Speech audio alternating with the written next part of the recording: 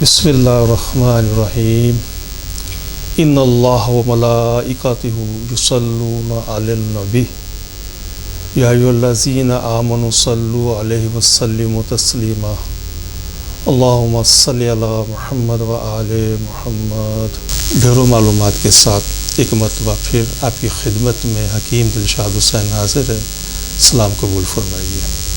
سب سے پہلے اللہ تعالیٰ سے صدقے دل سے دعا گو ہے کہ جہاں جہاں جو لوگ اب بھی اولاد جیسی نعمت سے محروم ہیں، اللہ پاک سے دعا ہے کہ نبی کریم صلی اللہ علیہ وآلہ وسلم کے نالین پاک کے صدقے انہیں نیک اور صالح اولاد عطا فرمائے، آمین ثم آمین۔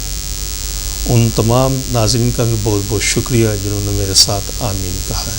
محترم ناظرین، یہ ہمارا پروگرام نمبر 2 ہے جس میں ہم فیمیل انفرٹیلٹی یعنی کہ خواتین کے وہ امراض جو اولاد نہ ہونے کا باعث بنتے ہیں۔ یقیناً یہ بہت وسیع مرض ہے، لیکن میں اپنی پوری صلاحیت کے ساتھ کوشش کروں گا کہ ان تمام موضوعات کو زیر بحث لاؤں جن کی مدد سے آپ اپنے مرض کو سمجھنے میں، اس کی تشخیص کرنے میں اور پھر اس کا علاج کرنے میں آپ کو آسانی ہو۔ خواتین کے وہ امراض جو اولاد پیدا کرنے کے اندر رکاوٹ ہیں، یا اس کو اس طریقے سے سمجھ لیں کہ وہ امراض جن کی وجہ سے اولاد پیدا نہیں ہوتی، یہ کافی وسیع ٹاپک ہے۔ اس مختصر وقت کے اندر انشاءاللہ ہم کوشش کریں گے کہ ان تمام امراض کو اپنے سامنے رکھیں جس کو سمجھنے میں آپ کو آسانی ہو اور آپ آسانی سے علاج کر سکیں۔ محترم ناظرین، نیچے اسکرین کے اوپر میرے email address, telephone number, WhatsApp, imo موجود ہے۔ اگر آپ کسی جگہ پر کوئی بات سمجھنا چاہیں تو مجھے آپ بذریعہ ای میل، فون کے ذریعے آپ رابطہ کر سکتے ہیں، انشاءاللہ مکمل رہنمائی دی جائے گی۔ میں اپنا پروگرام شروع کرنے سے پہلے اپنے پروگرام نمبر 1 کا ذکر مختصراً کرتا چلوں، جس میں ہم نے مردانہ امراض یعنی کہ میل انفرٹیلٹی کے حوالے سے کافی تفصیل سے بات کی ہے۔ مثلاً وہ امراض جن کی وجہ سے سپرم پیدا ہی نہیں ہوتے، یا کم پیدا ہوتے ہیں، یا وہ مردہ ہوتے ہیں، یا ان کی حرکت کمزور ہوتی ہے۔ میڈیکل میں ان امراض کو ایزوسپرمیا، اولیگوسپرمیا، نیکروسپرمیا کے نام سے لکھا پڑھا جاتا ہے۔ اور اس کے ساتھ ساتھ ہم نے ان امراض کی وجوہات بننے والے جو مرض ہیں جیسے ویرکوسیل ہے، ہائیڈروسیل ہے، سومٹوسیل ہے، ایپیڈیڈمائٹس ہے، اورکائٹس ہے، ایپیڈیڈمس کی سسٹ ہے، سویلنگ ہے، فردر اور دوسرے جو مسائل ہیں تو ہم نے بڑی مفصل طریقے سے اس میں ذکر کیا ہے۔ اور انہی امراض کے ساتھ ساتھ ہم نے میل ہائپوگونیڈزم کو بھی زیر بحث لائے ہیں۔ تو وہ تمام حضرات خدا نخواستہ اگر کسی وجہ سے ان امراض میں مبتلا ہیں تو وہ اپنی پہلی فرصت میں ہم سے رابطہ فرمائیے، انشاءاللہ مکمل رہنمائی دی جائے گی۔ میں اپنا پروگرام شروع کرنے سے پہلے ان تمام دوستوں کا شکر گزار ہوں جنہوں نے پروگرام نمبر 1 کو بہت پسند فرمایا۔ اس کے لیے انہوں نے مجھے ای میلز، خطوط اور فون کے اوپر اپنی رائے کا اظہار فرمایا، تو میں دل کی عطا گہرائیوں سے ان کا مشکور ہوں اور ان کا شکر گزار ہوں۔ پروگرامز کی مزید تفصیل میں جانے سے پہلے ہمارے اس چینل کو سبسکرائب کریں، لائک کریں، شیئر کریں، بیل آئیکن گھنٹی کے بٹن کو پریس کریں تاکہ ہماری تمام آنے والی ویڈیوز آپ تک آسانی سے پہنچ سکیں۔ محترم ناظرین، ہمارا اگلا موضوع ہے مولر پریگنینسی۔ یہ میں لفظ دوبارہ آپ کو ڈیفائن کر دوں، مولر پریگنینسی۔ مولر کا ہم یہاں پر جو مطلب لیتے ہیں وہ ہے کاذب یا جھوٹا۔ اس کو اگر ہم سارے الفاظ کو یا اس پہلے کو اگر ہم ترجمہ کریں گے تو مولر پریگنینسی کا مطلب ہوتا ہے جھوٹی پریگنینسی یا کاذب پریگنینسی۔ یہ بھی ایک بڑا تکلیف دہ مرض ہے اس کی بہت ساری اقسام پھر آگے چل کر ہیں انشاءاللہ، کسی پروگرام کے اندر انشاءاللہ اس کو موضوع بحث بناؤں گا. تو یہاں پر ایک اشارت میں یہاں پر میں آپ کو ایک مختصر آپ کو بتاتا چلوں کہ مورل پریگنینسی کی بیسیکلی 2 بڑی اقسام ہیں. لیکن اس اقسام کا ذکر کرنے سے پہلے تھوڑی سی اس کی وضاحت ضروری ہے کہ جب ہم کہتے ہیں مورل یعنی کہ جھوٹی پریگنینسی یعنی کہ حمل بھی ہے اور نہیں بھی ہے، اس کی تھوڑی سی وضاحت کر دوں آپ کو. اس مرض کے اندر ہوتا یہ ہے کہ عورت کچھ وقت کے لیے پریگننٹ ضرور ہوتی ہے، لیکن وہ پریگنینسی جو ہے، زائگوٹ جو ہے، وہ بچے کے اندر کنورٹ نہیں ہوتا، بلکہ وہ ایک کولوٹل بریڈ کی شکل ہی اختیار کرتا رہتا ہے. اور موسٹلی پیشنٹس کے اندر پریگنینسی کی تمام جو سمٹمز ہوتی ہیں، اس میں سے موسٹلی سمٹم اس خاتون کے اندر بھی موجود ہوتی ہیں. ایون دین یہاں تک کہ اس خاتون کا اگر ہم پریگنینسی ٹیسٹ کروائیں وہ بھی پازیٹیو آتا ہے.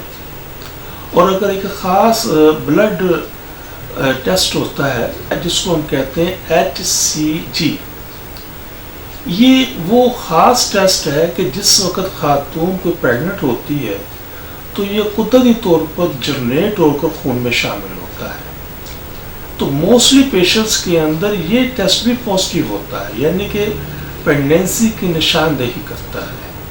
لیکن جیسے ہی 2 ماہ 3 ماہ 4 ماہ 5 ماہ 6 ماہ کا عرصہ گزرتا ہے، تمام علامات سمٹم اس کی موجود ہوتی ہیں جو پریگننٹ خواتین کے اندر ہوتی ہیں.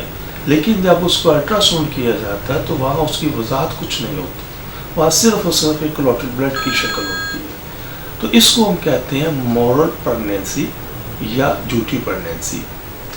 اسی پریگنینسی کا ایک دوسرا اس کی قسم یہ ہوتی ہے کہ جیسے میں نے پہلی قسم کے اندر آپ کو عرض کی ہے کہ اس میں بلڈ کلوٹ ہی رہتا ہے، کلوٹ بلڈ جو ہے وہ آہستہ آہستہ اس کی مقدار بڑھتی رہتی ہے، اور عموماً پیشنٹس کے اندر یہ ٹیسٹ بھی پازیٹیو آتے ہیں.